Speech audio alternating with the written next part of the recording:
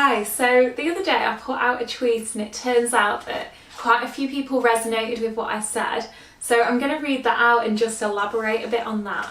So I wrote that in social work, the moment you realise you don't need all the answers, you just need to believe in your ability to work things out and work with people, is the moment you become a better social worker. Central to this is having good support network and diverse connection. I wrote this because I feel like there is a pressure in social work to feel like you're the person that needs to know absolutely everything about everything. And some of that can come from maybe insecurity when you're new, starting out, and you look around and feel like everyone's more knowledgeable than you, or even just in general, like even when you become more experienced. And there seems to be that thing where if you sat in a group of people and you're having a meeting, everyone will look to you to have the answer. That can sometimes happen, like the social worker's the one that's expected to have an answer or take charge and know, or take on all the responsibility. And sometimes it's about remembering what's really important, and that's the individual that you're actually supporting. So there's two things really. I learned when I was starting out in meetings that the best way to really command respect and also to feel like you're actually a good advocate for the person is to know what was really important to that individual before you even set foot in the meeting. And that really helps you to fulfill your role as a social worker to appropriately represent that individual and make sure that you're sort of bringing them into the conversation.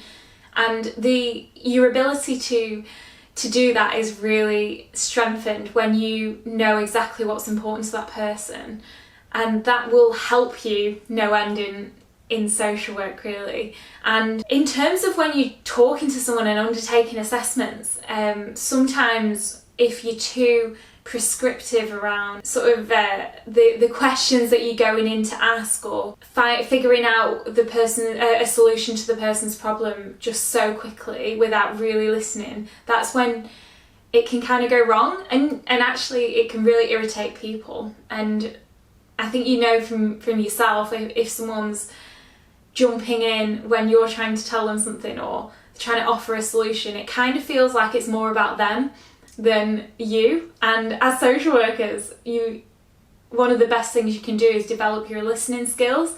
And it doesn't sound as impressive as it actually is in reality, because it's actually really hard to listen to people properly. And I like that thing about learning to listen as passionately as you speak. And I think we all have this like inner desire really to be heard, and everyone has that. But in your role, you're there to serve people and support people, and your ability to do that massively improves when you really listen to people. So to put that into a real situation, I can think about when I was supporting someone who had dementia, and I was doing a capacity assessment, so assessing their ability to make decisions and around a specific thing, which was where they were going to live and be cared for. And the lady was sitting next to me and she was very concerned about what I was writing down, but I needed to make notes because otherwise I wouldn't have remembered what she said.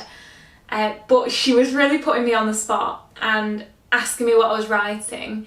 And she told me a story about her situation and everything, but I listened so intensely that I could recount exactly what she'd said, but in way fewer words.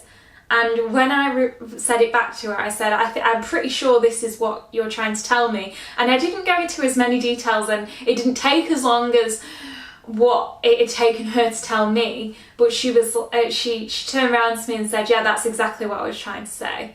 And it's times like that where you think, right, well, I've really listened to you then, because I've understood what it is that you were trying to tell me. And that can be really therapeutic for people. And you'll know yourself if you're talking to someone and they've just told you what you've said, but it feels amazing. Like it really helps you to make sense of your own experiences, and that's a good feeling. And I think that's where use of self comes in social work, and it's about understanding where that person's come from, their background, and what it is that's brought them to who they are today. And that comes from not judging people based on what they're presenting with their presenting behaviour, but trying to understand their worldview and what's important to them helps you then to offer a solution. And if people already know that they've been heard, and then you offer a solution when you've really processed the information, that's valuable. And because it's relevant to that individual, it doesn't just feel like something that you're saying because you're going through a form. It feels like genuine, and that's how you work with people. And often you find that people have solutions to their own problems or difficulties that they're having, and that's inspiring as well. It's inspiring for the individual because they might not realise that they have that themselves. So basically, don't underestimate the power of a conversation and giving people time, and that can be an intervention in itself. You don't just have to be providing like a service or giving someone something. Like giving someone your time and your full attention is probably the most important thing you can give someone in social work. So that kind of helps you to navigate situations where you might be dealing with like shortages in services, and that can be frustrating. But beyond all that, if you've developed your own character and your ability to make someone feel like the most important person in the room, that's when you know that you're onto something. That's when you know that you're actually going to help that person. And sometimes you're going to get it wrong, like sometimes you might have misunderstood what the person was saying, but then it gives you the ability for them to correct you. And that can then lead to an open conversation, and it's just being comfortable with that, really. I suppose it's just about taking people seriously and assuming that the person has something important to tell you. It can be an amazing feeling when you're treated like that, and I think it's just about treating people with respect and dignity, and that's really the way to do it, I'd say.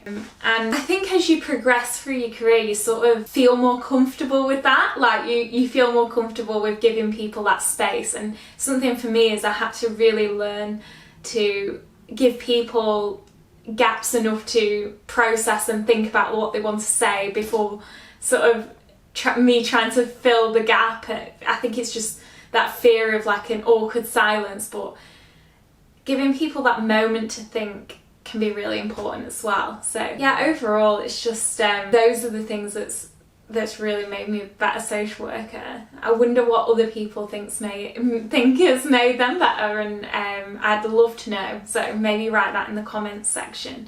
Thank you.